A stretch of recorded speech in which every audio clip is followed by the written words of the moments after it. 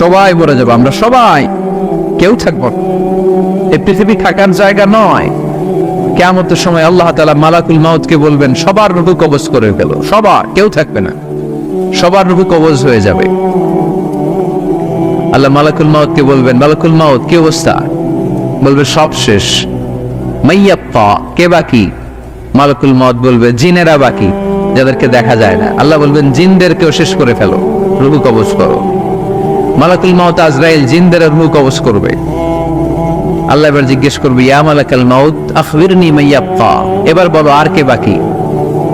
মালাকুল মাউত বলবে আল্লাহ মানুষগুলো সব শেষ, জিনগুলাও শেষ, এবার বাকি ইবলিস শয়তান। কে বাকি? ইবলিসও শেষ করো, ইবলিসও শেষ। আল্লাহ আবার জিজ্ঞেস করবেন ইয়া মালাকাল মাউতি মাইয়াপ্পা, আর কে বেঁচে আছে বলো?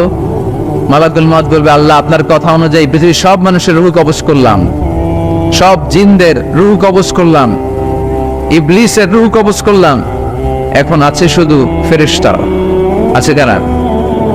যাও ফেরেশতাদের রূহ কবজ করো, ফেরেশতাদের রূহ কবজ হয়ে যাবে। এবার আল্লাহ জিজ্ঞেস করবেন ইয়া মালাকাল মাউত আখবিরনি মাইয়াপ্পা। মালাকুল মাউত বলবে আল্লাহ আপনার কথা মতো ধরে ধরে সব শেষ, ফেরেশতাও শেষ, 4 জন ছাড়া। কয়জন ছাড়া? জোরে বলেন কয়জন ছাড়া? ইসরাফিল, জিব্রাইল, মিকাইল, আজরাইল। আল্লাহ এই 4 জন আমরা বাকি। আল্লাহ বলবে যাও ইযহাব ইনতালিক ইলা জিবরিল